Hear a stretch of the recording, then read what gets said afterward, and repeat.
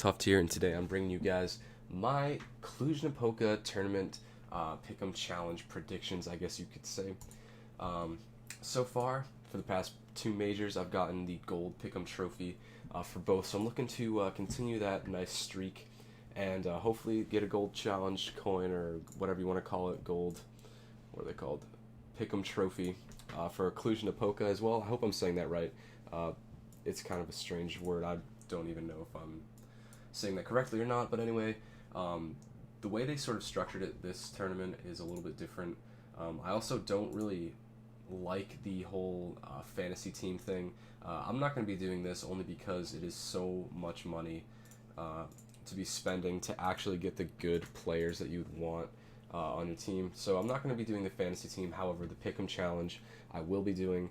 Also, the fantasy team, you have to score within the top 5% to get a gold fantasy team trophy, which is different than the Pick'em trophy, which is nice because they know that not everybody's going to have the cash to fork out to pay for all the stickers for the players that you would actually want there. Alright, so for day one in the group stages, these groups are pretty nice. I'd say they're pretty fair for most teams.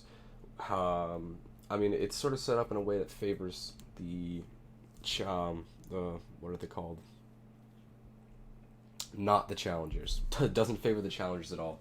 As we look at Group 1, we have Fnatic and Vex Gaming. I think the obvious choice here is definitely Fnatic. I can't see Fnatic. They're not going out in the group stages. That's not happening. Fnatic being one of the best teams in fucking Counter-Strike right now is definitely going to make them one of the top competitors for this tournament. Cloud9 versus Luminosity, that's a tough group to determine because Cloud9, best team in North America as at the moment, I would say. However, they're somewhat challenged by teams like CLG and Team Liquid. There's been a lot of back and forth between these three teams, I would say, in North America as far as the best team.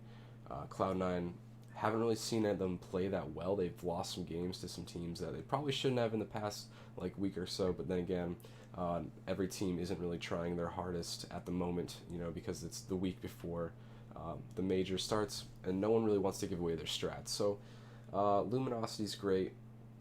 This is the ex-Keydstars lineup, I think, and I mean, as much as they pose a threat to Cloud9, I don't think they'll be able to beat it. Plus, being from North America, I'm going to be a patriot and say that I think Cloud9 is going to make it out of that group. So my pick for Group 2 is going to be Cloud9. Group 3, I think, is a pretty obvious choice as well. Team Solo Mid is going to be progressing out of the groups for sure. Can't see them going out to Flipside, so I'm going to be going with TSM. They've been looking extremely strong recently, with some wins recently over Fnatic and other top-tier teams like that. Definitely on their game, and I would like to see them progress pretty far into this tournament. So that's my opinion on Group 3. Group number 4, we've got G2 and Mouse Sports. Honestly, I've been watching Mouse Sports play, and recently they actually look pretty decent. Compared to the form they've been in the past, I think they're in a good spot right now, preparing for this major. G2 recently lost Scream. He no longer plays for G2, so, I mean, that was a pretty huge fragging player on their team, so I think Mouse Sports are going to have an advantage over them in this tournament. And I think they're going to make it out of the groups over G2. Alright, group number 5, VP and Team Liquid. This is another pretty tough one because Team Liquid obviously has been making some huge strides forward in their game, and they've been looking really well, recently taking some wins over Cloud9 and other top-tier teams in North America, but we can't really say how that positions them in Europe, obviously, against some of the best teams in the world. So I think overall, Virtus.pro, being the stronger team and having the experience at LANs, is going to be progressing on in this tournament. Group number 6, NIP and Titan. Titan is still a decent team, however, I think NIP, just being at a major, NIP has never done terrible at a major.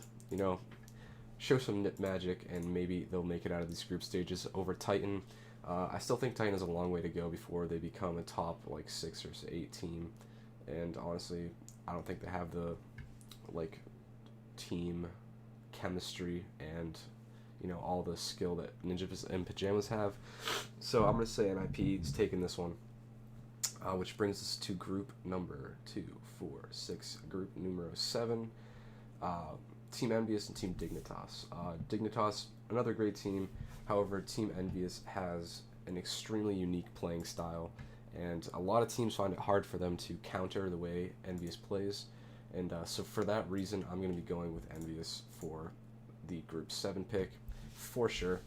I can't really see them going out to Dignitas, however, I do think Dignitas could potentially be a dark horse for this tournament, along with Liquid, CLG, and yeah, I think those teams have a good shot. Maybe not getting out of the groups, playing against some of these legends, like Fnatic, and especially Dignitas playing against Envious.